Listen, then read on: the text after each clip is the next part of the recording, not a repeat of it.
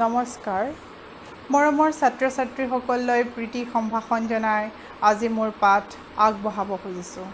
মৰমৰ ছাত্ৰ ছাত্ৰীসকল, তোমালোকে এই বৰ্ডখনলৈ মন কৰাচোন। এই বৰ্ডখনত মই কিছুমান বৃত্ত আঁকিছোঁ। প্ৰথম বৃত্তটোত মই দুটা ভাগ কৰি এটা ভাগক ৰং কৰিছোঁ। দ্বিতীয় বৃত্তটোত ছটা ভাগ কৰিছোঁ। ছটা ভাগ কৰি তিনিটা ভাগত ৰং কৰিছোঁ। তৃতীয় বৃত্তটোত চাৰিটা ভাগ কৰিছোঁ আৰু তাৰে দুটা ভাগত মই ৰং কৰিছোঁ। চতুৰ্থ বৃত্তটোত মই আঠটা ভাগ কৰিছোঁ। আঠটা ভাগ কৰি চাৰিটা ভাগত ৰং কৰিছোঁ।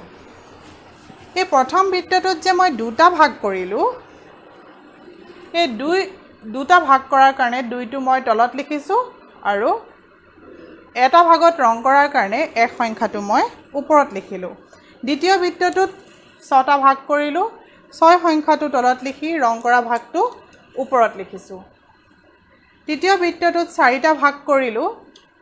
চাৰিটা ভাগ কৰি দুটা ভাগত ৰং কৰিলোঁ। 4 সংখ্যাটো তলত লিখি ৰং কৰা ভাগটো মই ওপৰত দিলোঁ। চতুৰ্থ বৃত্তটোত 8টা ভাগ কৰিলোঁ। 8টা ভাগ কৰি চাৰিটা ভাগত ৰং কৰাৰ কাৰণে 4 সংখ্যাটো মই ওপৰত লিখিলোঁ। এনেকৈ যে মই লিখিলোঁ প্ৰথম দুভাগৰ 1 প্ৰথম বৃত্তটোৰ কাৰণে, দ্বিতীয় বৃত্তটোৰ বাবে 6 ভাগৰ 3, তৃতীয়টোৰ কাৰণে 4 ভাগৰ 2, চতুৰ্থটোৰ কাৰণে 8 ভাগৰ 4। এইবোৰ হৈছে একোটা ভগ্নাংশ। আজি মই তোমালোকক পঞ্চম শ্ৰেণীৰ পাঠ 7 ভগ্নাংশ আৰু দশমিক ভগ্নাংশৰ বিষয়ে ক'বলৈ ওলাইছোঁ। তোমালোকে মন দি শুনিবা দেই। ছাত্ৰ ছাত্ৰীসকল, এতিয়া মই বৰ্ডখনত এটা বৰ্গক্ষেত্ৰ আঁকিছোঁ। বৰ্গক্ষেত্ৰটোক সমানে 4 ভাগ কৰি তাৰ চাৰিও অংশতে মই ৰং কৰিছোঁ। অৰ্থাৎ মই সম্পূৰ্ণ অংশ ৰং কৰিছোঁ আৰু এটা বৃত্ত আঁকিছোঁ। বৃত্তটোক সমানে দুভাগ কৰি তাৰ 2 অংশতে ৰং কৰিছোঁ। অৰ্থাৎ তাৰ সম্পূৰ্ণ অংশ ৰং কৰিছোঁ। ইয়াৰ তেতিয়াহ'লে ভগ্নাংশটো কি হ'ব? 2 ভাগৰ 2 আৰু বৰ্গক্ষেত্ৰটোৰ ক্ষেত্ৰত ভগ্নাংশ হ'ব 4 ভাগৰ 4। তোমালোকে এটা ভগ্নাংশৰ হৰ আৰু লব কেনেকৈ নিৰ্ণয় কৰিবা? ভগ্নাংশটোলৈ মন কৰাচোন। 5 ভাগৰ 3 মই লিখিছোঁ। ইয়াৰ 3টোক লব আৰু 5টোক হৰ বোলা হয়। উদাহৰণস্বৰূপে প্ৰথম ভগ্নাংশটো মই লিখিছোঁ 3 ভাগৰ 2। ইয়াৰ 3টো হৰ, 2টো লব। আৰু 2 নম্বৰ ভগ্নাংশটো মই লিখিছোঁ 7 ভাগৰ 3। ইয়াৰ 7টো হৰ, 3টোক লব বুলি কোৱা হয়।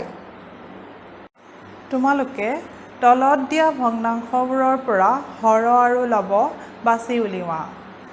প্ৰথম ভগ্নাংশটো আছে 8 ভাগৰ 7। ইয়াত হৰ হ'ব 8, লব হ'ব 7। 2 নম্বৰ ভগ্নাংশটো হৈছে 10 ভাগৰ 9।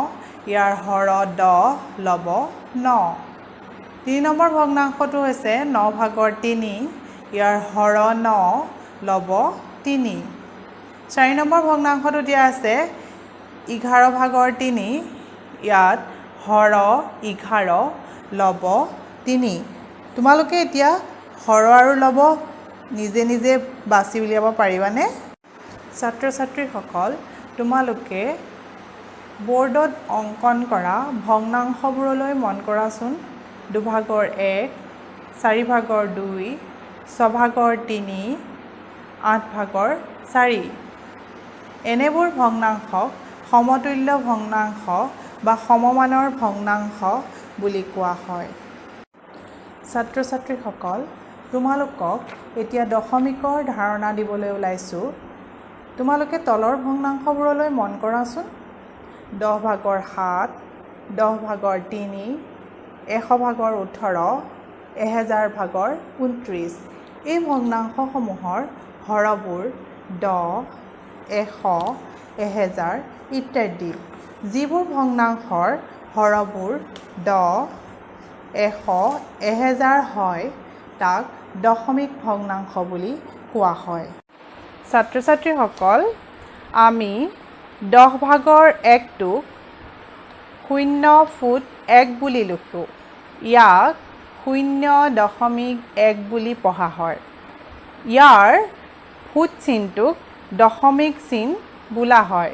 ঠিক তেনেকৈ 10 ভাগৰ 2টোক 0.2 বুলি পঢ়া হয়। 10 ভাগৰ 3টোক 0.3 বুলি পঢ়া হয়। আকৌ 100 ভাগৰ 1টোক 0.01 বুলি পঢ়া হয়। 100 ভাগৰ 7টো 0.07 বুলি পঢ়া হয়। ছাত্ৰ ছাত্ৰীসকল, তোমালোকে ইতিমধ্যে ভগ্নাংশ আৰু দশমিক ভগ্নাংশৰ বিষয়ে থুলমূল আভাস এটা পাইছা। এতিয়া আমি তলৰ তালিকাখন পূৰ কৰোঁ আহা। প্ৰথম ভগ্নাংশটো তোমালোকৰ কাৰণে কৰি দিয়া আছে। 10 ভাগৰ 4 দশমিক ভগ্নাংশ হ'ব 0.4। 10 ভাগৰ 6 দশমিক ভগ্নাংশ হ'ব 0.6। 0.08 এইটো এটা দশমিক ভগ্নাংশ। ইয়াৰ ভগ্নাংশ হ'ব 100 ভাগৰ 8। 100 ভাগৰ 9 দশমিক ভগ্নাংশ হ'ব 0.09। ছাত্ৰ ছাত্ৰীসকল, তোমালোকে এটা কথা মন দিবা, দশমিক বিন্দুৰ সোঁহাতৰ অংককেইটা অৰ্থাৎ দশমিক ভগ্নাংশৰ অংককেইটা পঢ়োঁতে এটা এটাকৈ পঢ়িব লাগে। ছাত্ৰ ছাত্ৰীসকল, তোমালোকে ইতিমধ্যে দশমিক ভগ্নাংশৰ বিষয়ে কিছু আভাস লাভ কৰিছা। এতিয়া আমি তলত দিয়া দশমিক সংখ্যাবোৰ পঢ়োঁ আহা। 5.4, 10.7, 7.89, 8.001। দশমিক ভগ্নাংশৰ স্থানীয় মান। দশাংশ 10 ভাগৰ 1 সমান 0.1।